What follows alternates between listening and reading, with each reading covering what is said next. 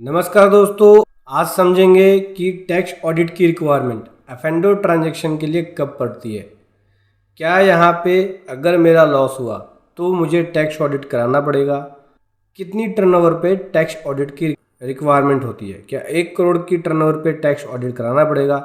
चलिए समझेंगे कि क्या प्रोविज़न है, क्या रूल्स है।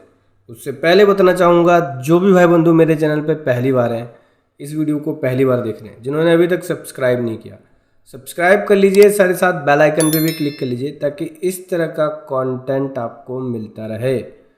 सो दोस्तों देखो, एफ&ओ की जो ट्रांजैक्शन होती है फ्यूचर एंड ऑप्शन की, इसको एज अ बिजनेस इनकम के रूप में ट्रीट किया जाता है। अगर एफ&ओ से आपकी इनकम बनी तो बिजनेस इनकम बनेगी, और एफ&ओ से लॉस बना तो बिजनेस लॉस बनेगा।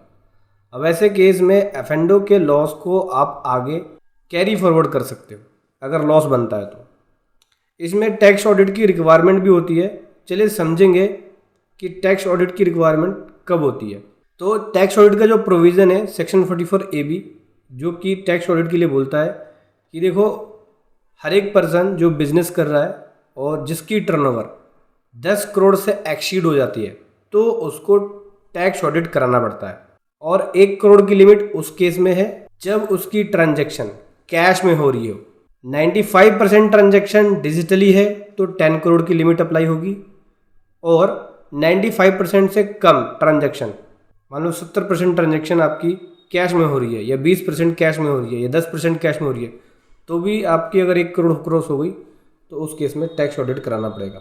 सिंपल सी बात है, टैक्स ऑडिट की रिक्वायरमेंट 1 करोड़ पे पड़ जाती है, लेकिन अगर आपकी 95% ट्रांजैक्शन डिजिटली हो रही है तो 10 करोड़ की लिमिट अप्लाई हो जाएगी। और एफ&ओ की पूरी ट्रांजैक्शन डिजिटली है तो इस केस में एफ&ओ के लिए 10 करोड़ की लिमिट ऑडिट के लिए अप्लाई हो जाता है।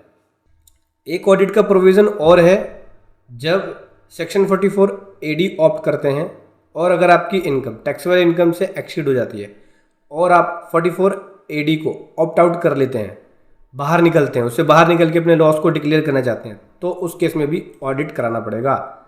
तो सबसे पहले सेक्शन 44AD को समझ लो। देखो, सेक्शन 44AD को ऑप्ट करके आप 2 करोड़ की टर्नओवर तक दिखा सकते हैं, जहां पे अपनी टर्नओवर का 6% आप प्रॉफिट दिखा सकते हैं।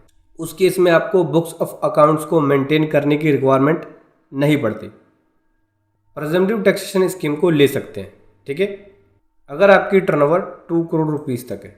दूसरा, इसमें जो ऑडिट वाला क्लोज बोलता है सेक्शन 44AD के 4 में, कि अगर आप ऑप्ट आउट करना चाहते हो, मतलब सेक्शन 44AD से बाहर निकलना चाहते हो और अपनी इनकम जो प्रेजम्पटिव रेट है उससे कम दिखाना चाहते हो, बेसिकली आप लॉस डिक्लेयर करना चाह रहे हो, प्रेजम्पटिव जो रेट है 6% से कम दिखाना चाहते हो प्रॉफिट या लॉस डिक्लेयर करना चाह रहे हो, तो उस केस में ऑडिट की रिक्वायरमेंट पड़ जाएगी। सेक्शन 44AB के क्लोज ई के अकॉर्डिंग आपको ऑडिट कराना पड़ेगा।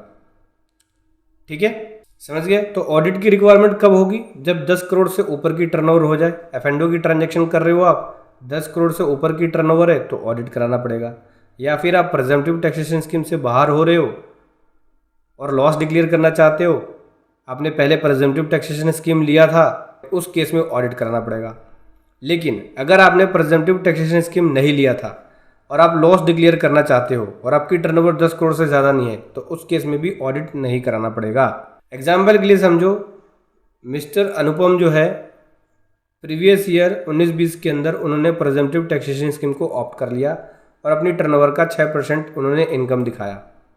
ठीक है, अब प्रीवियस ईयर 20-21 के अंदर उनकी इनकम 6 लाख रुपए जो है वो सैलरी से है, एफ&ओ की टर्नओवर 10 लाख रुपए है और एफ&ओ से लॉस 2 लाख रुपए का है। अब वो चाहते हैं कि अपने लॉस का बेनिफिट लेना चाहते हैं और अपने लॉस को कैरी फॉरवर्ड कराना चाहते हैं। तो जो प्रीवियस ईयर 20-21 की रिटर्न फाइल करेंगे उसमें उनको टैक्स ऑडिट कराना पड़ेगा, क्योंकि उन्होंने पहले प्रेजम्पटिव टैक्सेशन स्कीम को लिया था। अब उससे कम रेट पे वो इनकम दिखा रहे हैं, क्योंकि ये लॉस दिखा रहे हैं और 6% से कम हो गया, यानी टर्नओवर का 6% से कम हो गया, क्योंकि जैसे ही लॉस दिखाओगे टर्नओवर का 6% से कम हो जाएगा। तो लॉस को कैरी फॉरवर्ड करना चाहते हैं तो उनको यहाँ पे ऑडिट कराना पड़ेगा, टैक्स ऑडिट, क्योंकि लॉस डिक्लेयर करने के लिए उनको प्रेजम्पटिव स्कीम से बाहर होना पड़ेगा, और जैसे ही बाहर होंगे तो उनको यहाँ पे ऑडिट करना पड़ेगा। अगर लॉस का बेनिफिट नहीं लेना चाहते हैं, लॉस नहीं दिखाना चाहते हैं, तो कोई प्रॉब्लम नहीं है। अगर लॉस दिखाना चाहेंगे तो उनको ऑडिट करना पड़ेगा। एक बार प्रेजेंटिव स्कीम ले लिया तो 5 साल तक इससे बाहर नहीं हो सकते। और मिस्टर अनुपम जो है 25-26 तक बाहर नहीं हो सकते।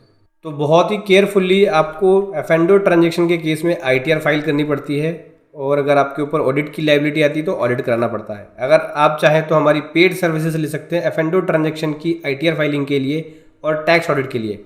पेड सर्विसेज का लिंक वीडियो के डिस्क्रिप्शन में है। वीडियो कैसे लगी ज़रूर बताएं। Thank you so much. जय हिंद, वंदे मातरम।